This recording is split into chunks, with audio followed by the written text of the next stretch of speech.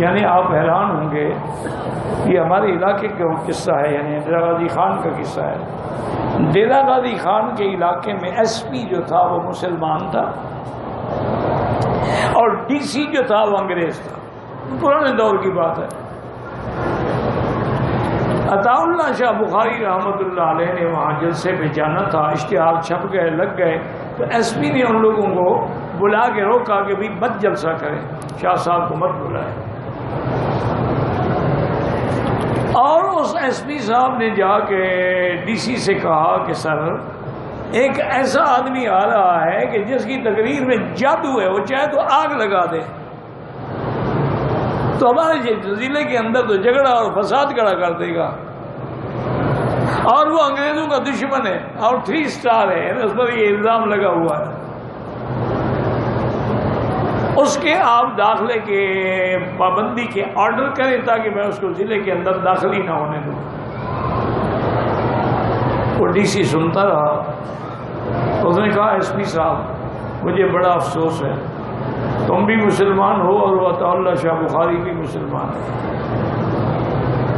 میں کافر ہوں، لیکن میں یہ بات نہیں مان سکتا ایک آدمی نے جرم نہیں کیا اس سے پہلے اس کو سزا دے دو۔ اس نے کوئی فساد کیا ہی نہیں، تقریر کرے گا فساد کرے گا، قانون موجود ہے، ہم گرفتار کر لیں گے۔ یہ کیا ہے کہ آنے سے پہلے پابندی لگا دو، یہ کون سا قانون ہے؟ میں کبھی غلط آرڈر نہیں دے سکتا۔ اب دیکھیں انگریز نے آرڈر نہیں کیا، شاہ جی جب اترے نا اس اڈے پہ، ان کو کہا کسی نے کہا ٹانگا لے جاؤ یار ڈی سی کے پاس، اس نے اگر اتنا انصاف کیا تو میں بھی سید ہوں، میں اس کا شکریہ ادا کروں۔ شاہ جی تشریف لے گئے، انہوں نے کہا شاہ جی یہ میرا حق تھا، قانون یہی ہے، آپ نے جرم نہیں کیا، ہم کیوں پکڑے آپ کو؟